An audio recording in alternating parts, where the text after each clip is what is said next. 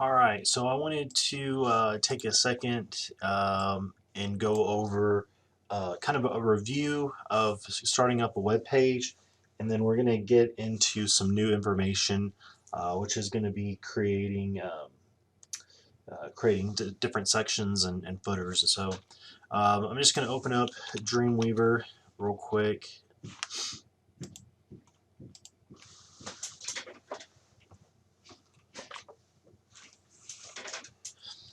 And as before, since I've already created a page, I'm just going to hit cancel. I'm going to click on that blue button to create a new HTML page, and once I hit create, that's going to automatically generate some information, some code for us, since it knows that we're trying to create a new page. So this is all stuff that we've discussed before. We have our doc statement, HTML. We have our HTML element with a opening and closing tag. Inside that, we have some meta information and a title. So this is where your title would go. This is going to be the text that appears on the tab when you open up this web page. And then inside of body will be everything that we can view. And so the first thing I'd like to discuss, and it should be kind of a review, it's something we've gone over before, but that's going to be the difference between a header, head, and headings. So the first one let's tackle is going to be head, since we've seen it already. So the head element, and that head element is going to be an opening and closing head tag. And so within this, we're going to see things like the title element,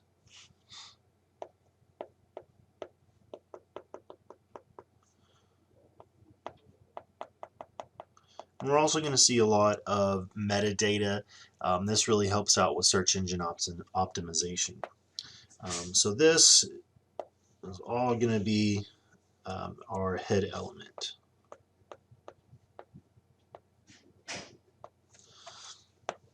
So the next one that I want to discuss is your headings.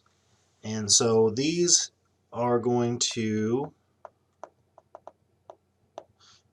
look like an H1 to an H6. That's going to be the different tabs that or tags that we can use. And we're going to see these wrapped around some type of text, and it's going to be in the body element, and we're going to be able to see that. So as an example, we could do H1. This is a heading. Close out our H1. And this is going to appear to be more, will be bold and larger than if we did something like an H6.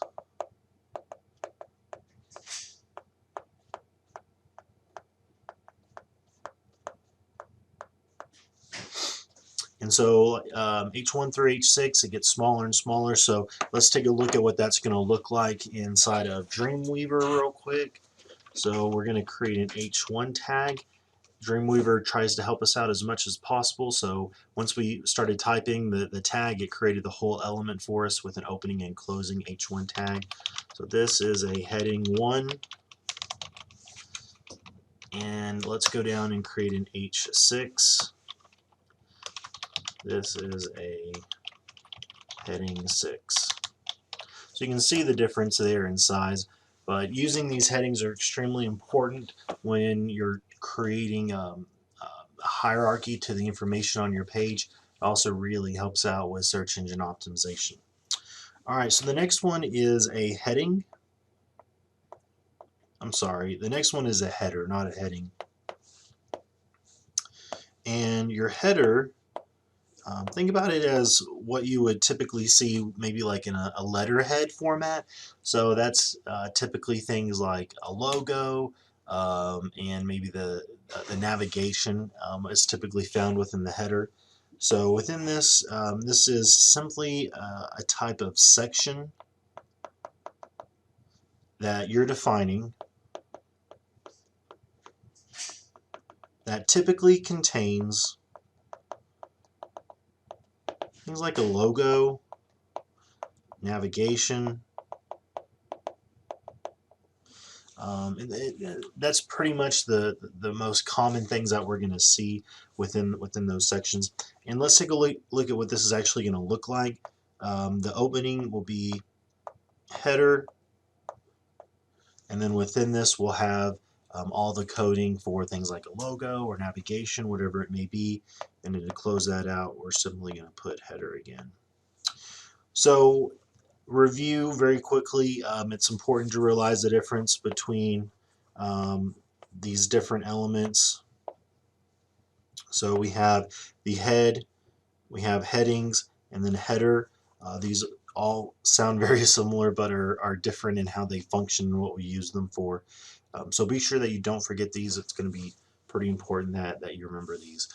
So the next video we're going to move into creating some different divs and sections and how we name those using semantic language.